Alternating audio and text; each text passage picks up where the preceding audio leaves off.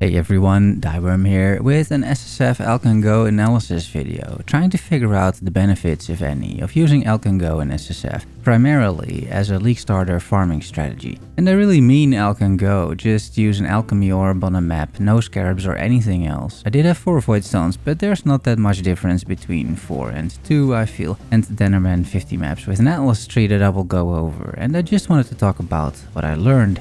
Let's dive in.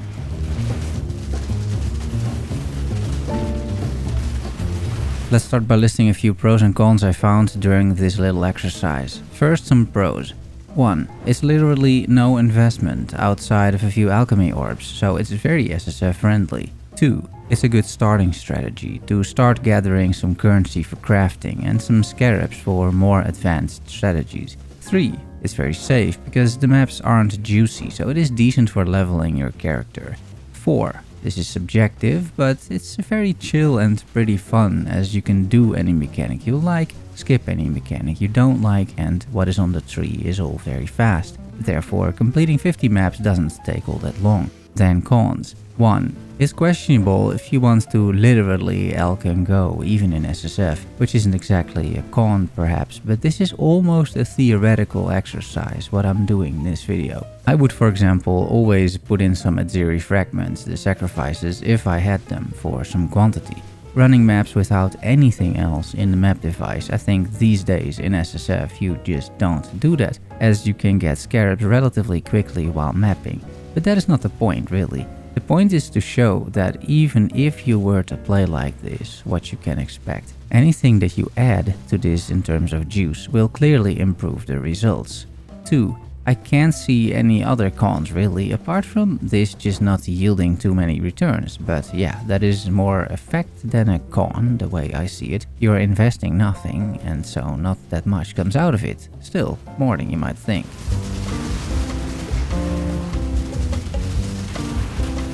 Let's talk about the Atlas, as that impacts of course quite a bit what you will get. I am not blocking any league mechanic for starters, but I'm also not doing all of the league mechanics that will appear in the maps, only quick ones, things like Mercenary, Legion and some ores. I'm skipping slow stuff, Ritual, Breach, Blight, Ultimatum, Harvest, etc. I'm also not taking Shrines, because my build is fast enough I feel. If you don't have 137 points like me, just drop some Scarab nodes or some map modifier effect. The tree focuses on a few mechanics. 1. Strong boxes, rare and corrupted. This is great for currency but also corrupted sixlings.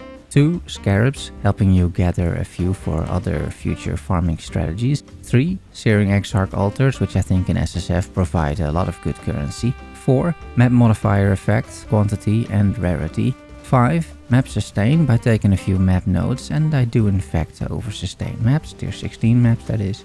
6. Altered Prophecy for scrying orbs. I think very useful in SSF for your first strategy, because these orbs don't seem to care about map quantity. The 4% seems fixed, so poorly rolled maps don't matter. 7. A little bit of player power packed with energy, the Nico nodes. That's the Atlas. You can ask me why I didn't pick X or Y, and I don't mean this in a bad way or anything, but there's often no real reason for why I don't do something unless I list it in the video. It's just that I have to make a choice and tend to choose what I enjoy and what I think makes sense for what I try to achieve, and that's it. I'm not trying to dissuade you from suggestions, it's just that this is how I look at the game. I have not considered or min-maxed all of the options here, that is just not how I approach Path of Exile. And it's also simply unnecessary in my opinion to play the game like this and so self-found, because you're not competing with anyone.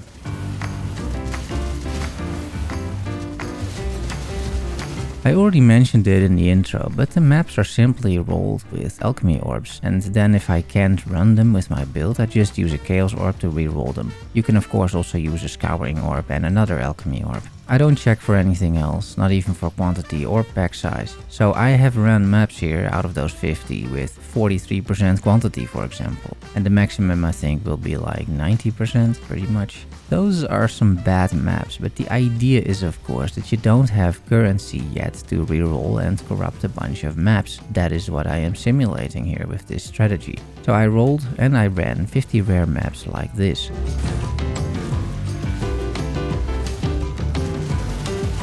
Execution of the strategy is pretty simple. I picked maps that I wanted a scrying orb for, which I can then use on maps that I actually enjoy running in future farming strategies. That's why I ran several maps and not just one. I made sure to kill the map boss because only then you have a 4% chance for a scrying orb to drop.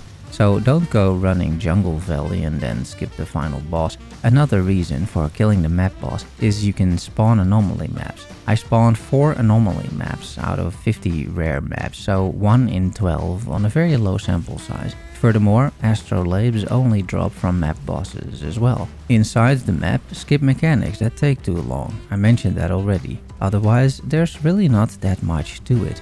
I personally think it is worth reading the red altars, so you pick synergistic effects and don't pick stuff that you can't run. In my case, I can't run dots, for example, from these altars. I always will pick raw scarab drops, and the rest for me is a choice between quantity, rarity, and currency. Altars provide a good chunk of your loot though, as do map bosses, so those are important to take down. Strongboxes do too. I do not craft them in the maps I can't even, they're corrupted, so it's just click and go, like in a true Alch Go style. You will get currency and scarab from them, by the way, and div cards as well. After I ran 50 maps, I did unlock 4 anomaly maps, and as it is SSF, I think it is fair to run those and include them in the results. I think anyone would run these maps, if only for the fact that they're new. It's not like you can invite anyone or sell them or, even store them. I found 4 and I'll go over them, starting with the planned heist, which is just a one-wing grand heist.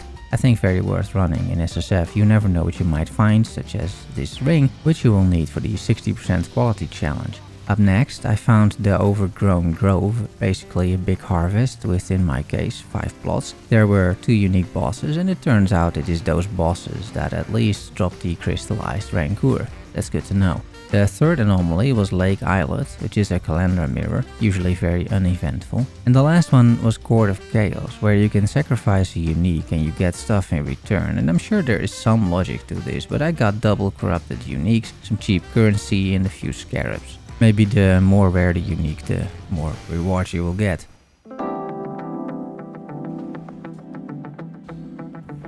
And talking about rewards, let's talk about loot. And before we talk about that, you should know that I am on a rather strict loot filter already at this point in the league. There are many things that I'm not showing, but by going over what loot I am showing, you should have a good idea of what you can expect. For example, individual scouring orbs are not on my filter, but drops of 3 scouring orbs are. Same with fusings.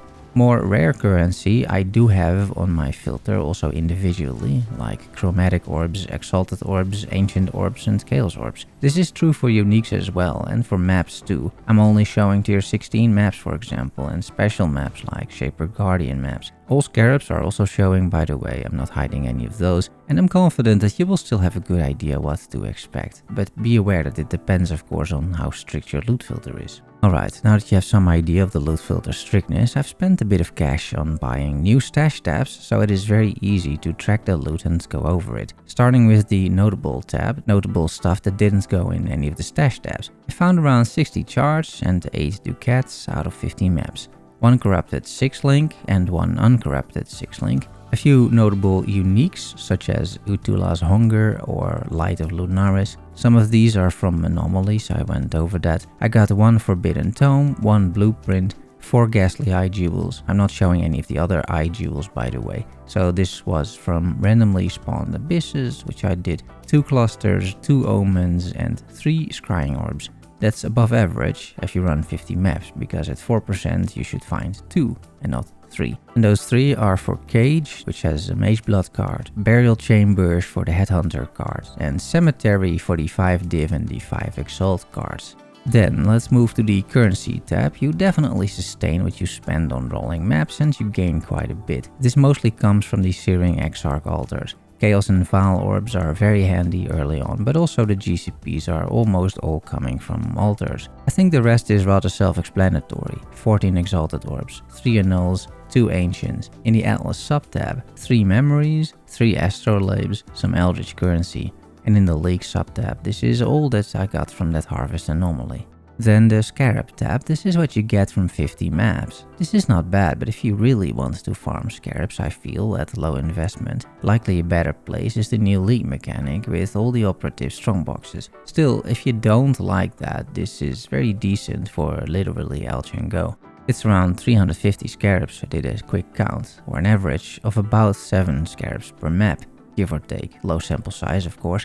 And you get some boss invitations too, which I didn't run. Maybe I will start making a video later on these. Then maps, 71 tier 16 maps, so you sustain, 8 unique maps with no special uniques, just 1 synth map, 6 guardian maps and 6 nightmare maps. With 4 void stones, every tier 16 map has a 1.6% to become a nightmare map, so that doesn't add up from 17 tier 16 maps. Seems I got pretty lucky, or there's just another modifier to dropping these as well, which I'm not aware of, like map modifier or rarity or something like that.